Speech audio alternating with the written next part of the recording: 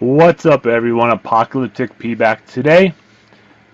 Let me tell you. Let me tell you what we're looking at. Ooh, yeah. Today we have, the cream of the crop. We have the Macho. Ooh, yeah. Man. Randy Savage. Ooh, yeah. That is right, folks. It's the Macho Man, Randy Savage, defining moments from WrestleMania 3, one of the most historic WrestleMania events to date. Two pretty much main events, the first being Macho Man versus the Dragon Steamboat for the Intercontinental title, and the second main event was the Hulkster versus Andre the Giant.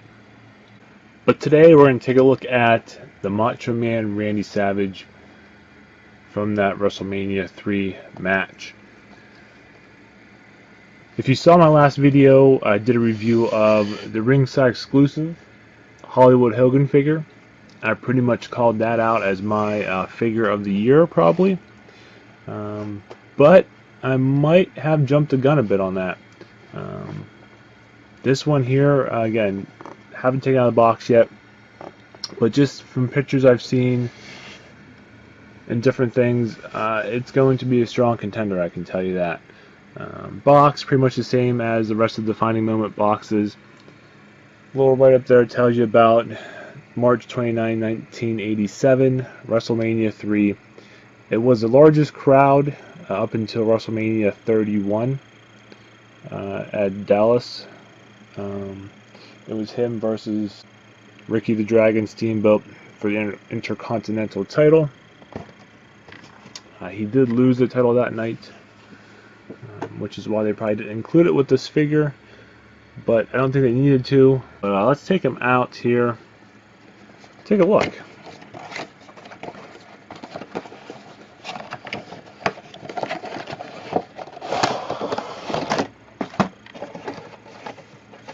One thing here real quick to watch when you take him out of the box, they kind of pinned his cape to the plastic box there.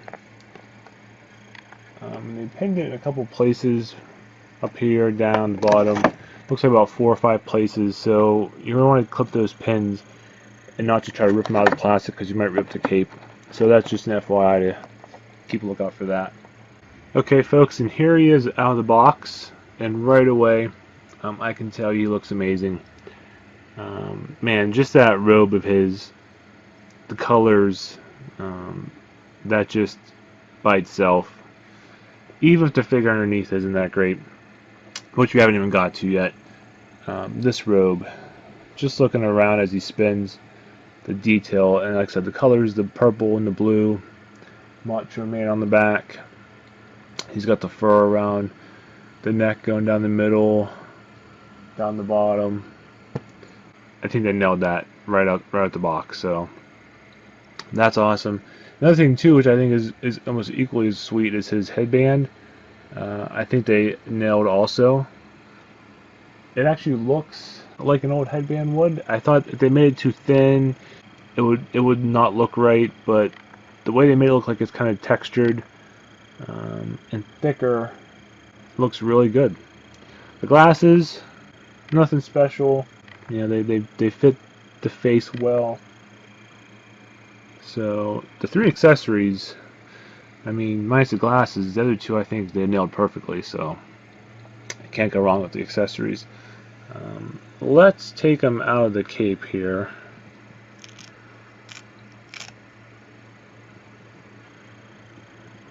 Close up here of the wardrobe.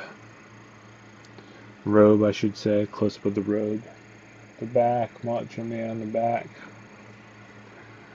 Like I said, I reviewed the Ric Flair with his retirement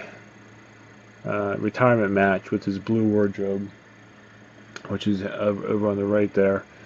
And that cape was another excellent accessory to go with the figure.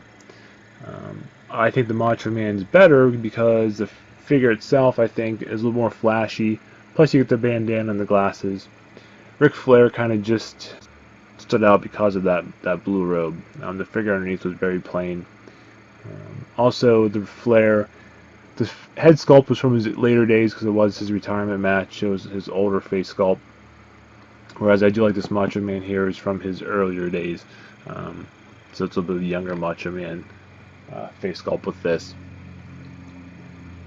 But looking at the figure, the attire, it's his pink shorts, pink with the Macho Man on the back.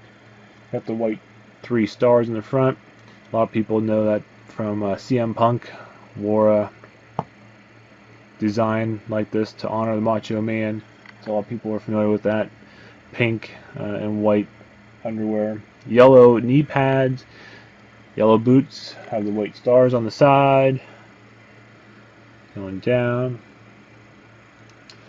The back, I do like how the headband ties and comes down too. So it's not just the headband. So it does come off. And that's the headband when it's off.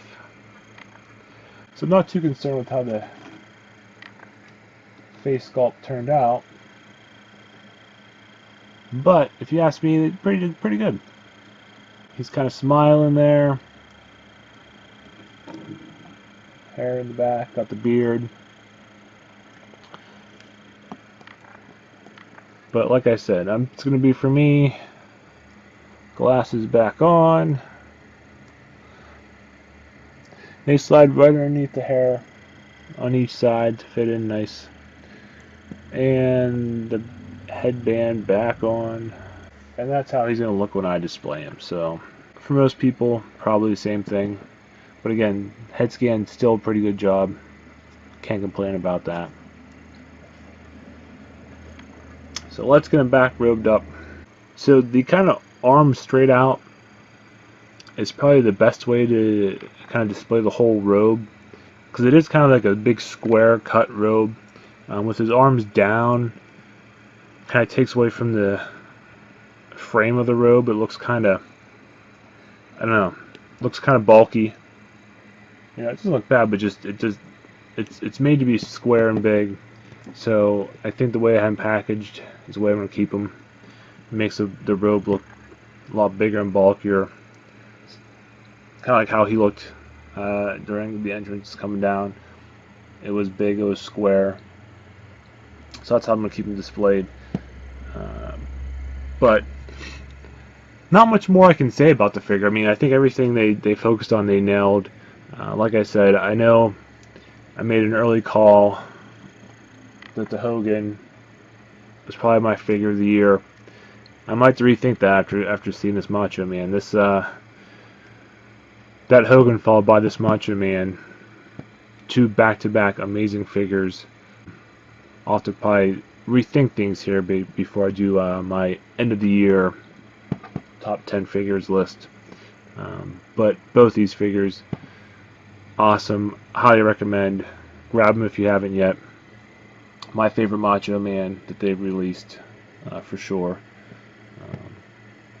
Great accessories, great robe. But there you go, folks. If you liked the video, please give it a thumbs up. Go ahead and check out my channel. I got tons of unboxings on there. Hit that subscribe button if you can. And we'll see you here next time.